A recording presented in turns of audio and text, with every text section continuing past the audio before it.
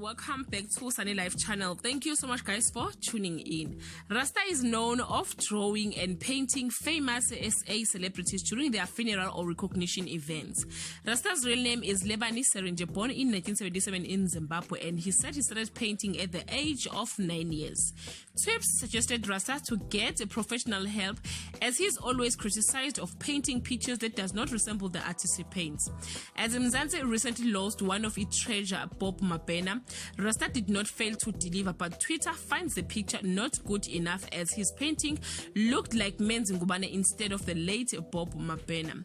When he defended himself, he said people do not understand the pressure that comes with painting in public. It is not easy at all, and most people take pictures of his unfinished work and present it to social media.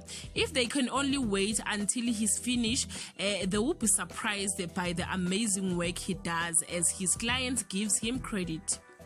Guys, please check the Twitter comment about Rasta's craft.